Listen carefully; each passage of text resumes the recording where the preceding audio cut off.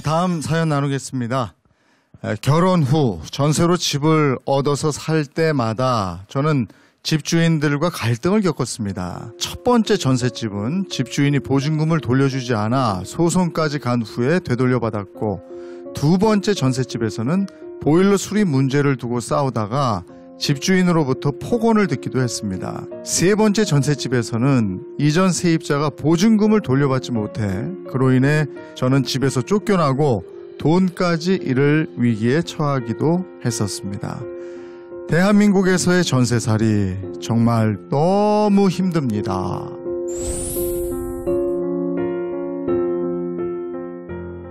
전세살이의 애환을 그냥 절절히 적어서 보내주셨는데 자기소개 좀 해주시겠어요? 전세면 징글징글하게 생각하는 40대 가장입니다. 예.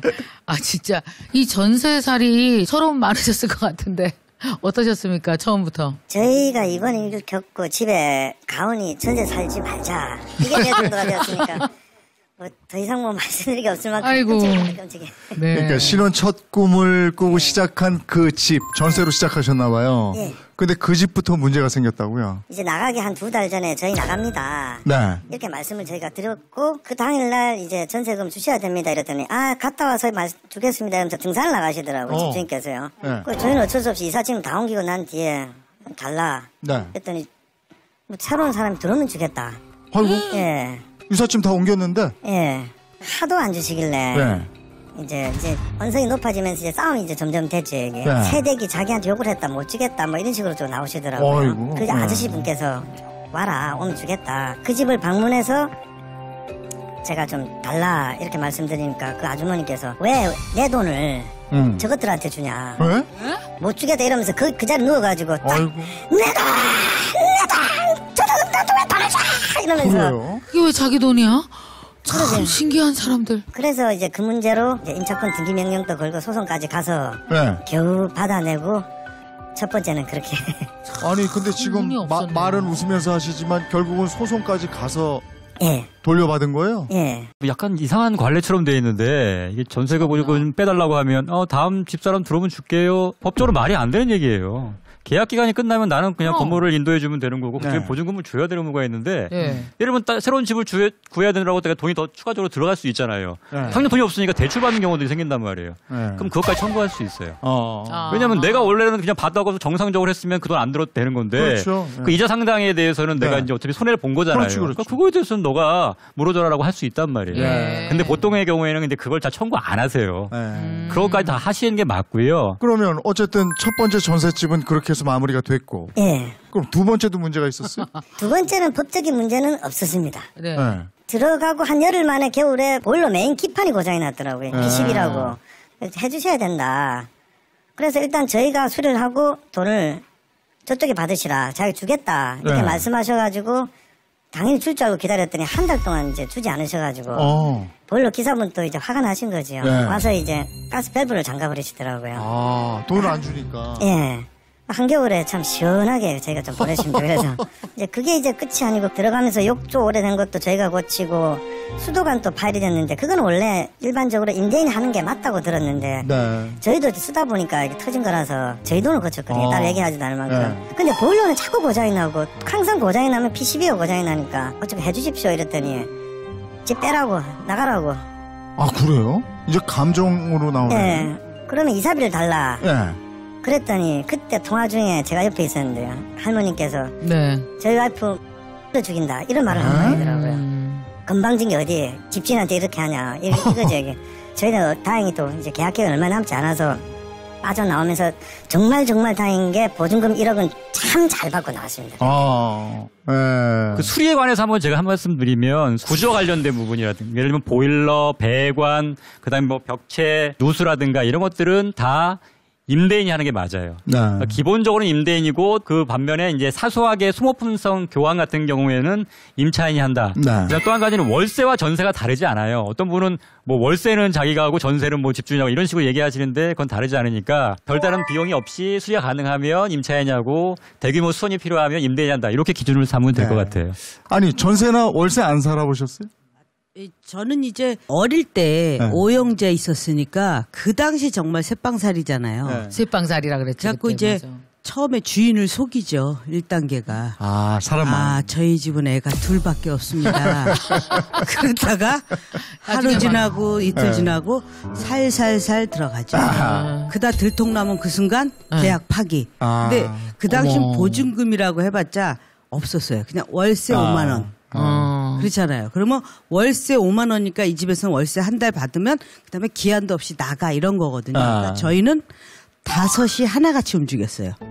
쫓겨나면 안 되니까 5명인데 하나같이 움직여서 저 집은 애들이 하나야 이렇게 인식하게 돼가지고 저희 집은 안 쫓겨났는데 저희 옆에 아들 셋 있는 집은 한 달 만에 쫓겨나는 걸 저희가 목격했어요. 그래서 그때 생각하면 정말 너무 서럽죠. 그러니까 지금 웃으면서 얘기하지만 얼마나 조심하면서 산 거예요. 안 저희는 쫓겨나려고. 그냥 그때 제일 서러웠던 건 뭐냐면 새빵 살 때 주인이 찐빵을 쪄갖고 들어가잖아요. 그러면 애들이 우린 애들을 데리고 숨는데 막내 애기는 이제 2-3살이니까 주인이 마루로 찐빵 쪄서 갖고 들어가면 애가 쫓아 올라가면 아줌마가 올라가면서 애 다리를 이렇게 내려놔요. 자기 식구 먹어야 되니까. 자기 식구 먹어야 되는데 애를 근데 저희 언니가 그걸 보더니 그날 비 오는 날 먼데기 나는 거 보셨어요? 정말 언니한테 얼마나 맞았는지 몰라요. 아이고. 애 안 챙겼다고. 왜냐하면 그게 여러 번 목격되면 주인한테 불편해서 쫓겨나니까. 경험해 보셨어요? 저도 그 신혼 초에 결혼해서 바로 이제 전세 살았는데 네.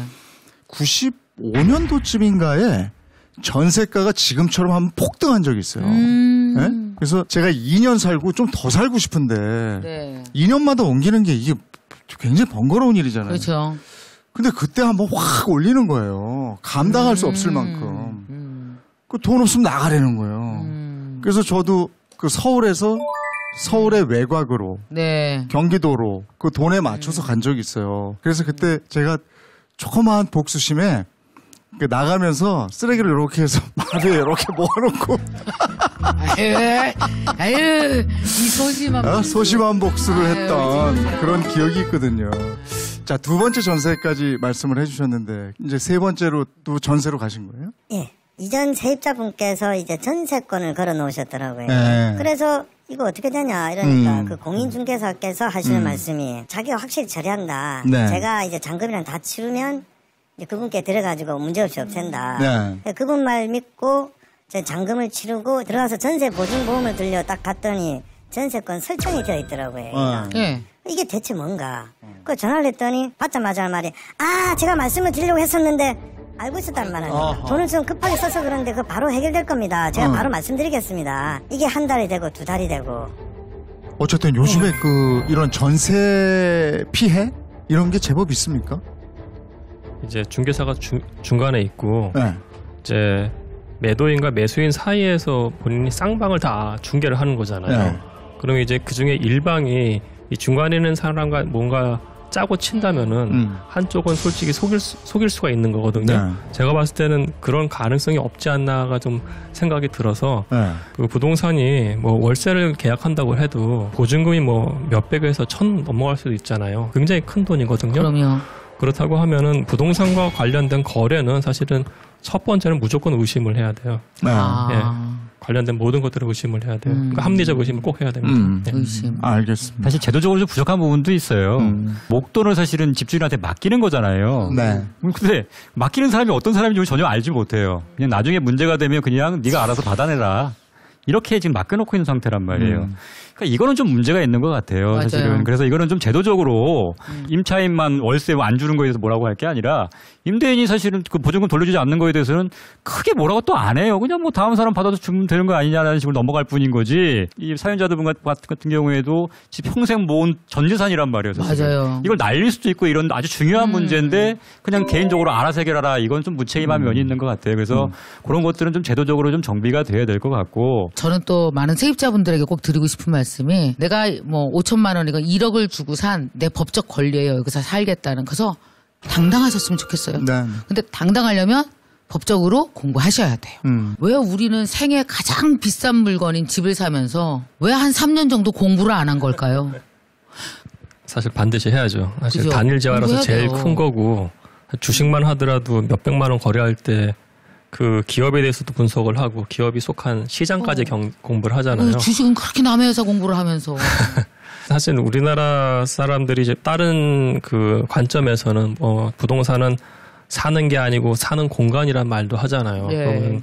그럼 그런 관점에서 보면 아예 바잉하는 게 아니기 때문에 아예 그 마켓은 공부를 안 할 수도 있을 것 같아요. 근데 사실 저는 지금 뭐 금융에 대해서도 공부를 하는 거고 네. 부동산에 대해서도 공부를 굉장히 많이 해야 돼요. 네. 근데 지금도 많은 분들이 전세 또는 월세에 살고 계세요. 그분들에게 이런 거 꼭 확인하시고 요거 주의하시고 요렇게 하세요라고 좀 얘기 좀 해주실 필요가 있을 것 같아요. 꼭 드리고 싶은 말씀이 공인중개사를 무조건 믿지 마라. 예. 이렇게 꼭 말씀드리고 싶습니다. 그리고 두 번째로 저희 집 가훈인 전세 살지 말라. 꼭 말씀드리고 싶습니다. 저는. 불안해지셨죠? 그동안 얘기 좀 하시니까. 불행하려면 얘기 좀 더 하고 싶습니다. 아니, 멀었습니다. 지금 할 말 정말 많은데 지금. 예. 아이고 오늘 얘기 나눠주셔서 고맙습니다. 네, 감사합니다. 고맙습니다. 감사합니다.